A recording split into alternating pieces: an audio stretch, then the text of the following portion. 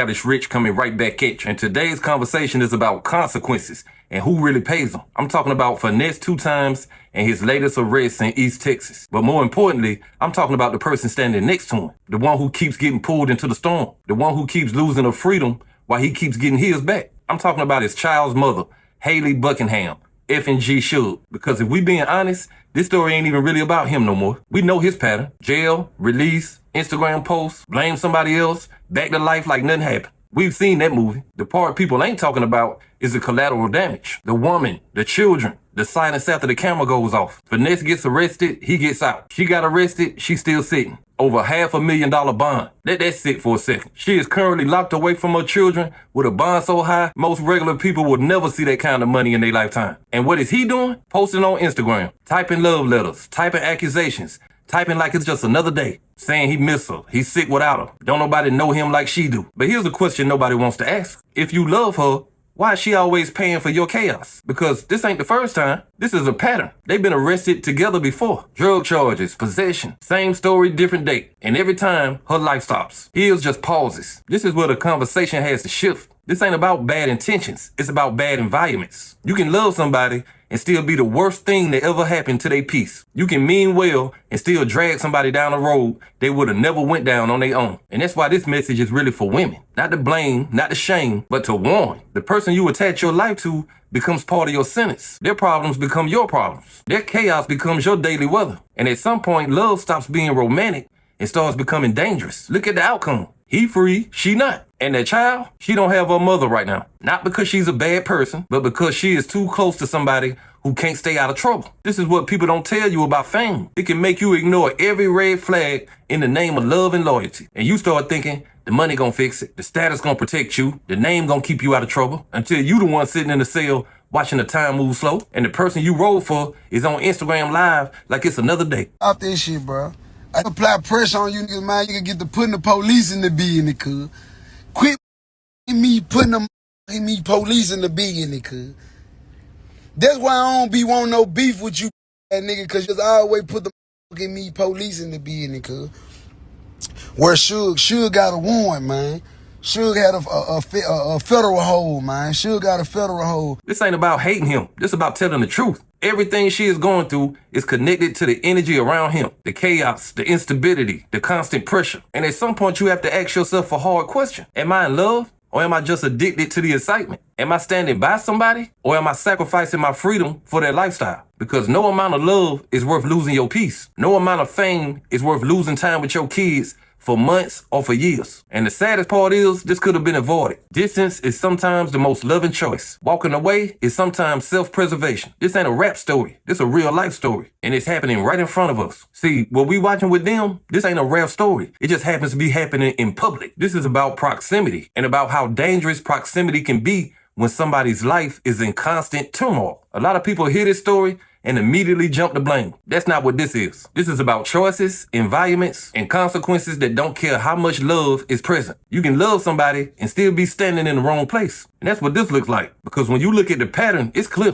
Every time he gets caught, her life turns upside down. Every time the law shows up for him, she ends up in the same room. Same type of charges, same type of situation. And eventually, that stops being bad luck. It starts being a warning. Look, energy is real. The energy around somebody shapes the outcome of every room they walk into. If somebody is always in chaos, then eventually everybody around them starts living in it too. And this is where women have to be especially honest with themselves. Not because they're weak, but because they're often loyal to a fault. Loyal when they should be protective. And fame makes that worse. Fame makes you think the risk is worth it. The lifestyle, the access, the attention. You start telling yourself, this is just part of the game. Until the game costs you your freedom. Until you the one sitting in the cell wondering how you got here while somebody else is still free to speak, post, and move around. And here's the hardest part. He don't have to intend to hurt her for the damage to be real. He don't have to wake up planning to put her in danger. All he have to do is keep living recklessly and have her standing next to him. That's it. Chaos don't need malice. It just needs access. And right now she is paying a price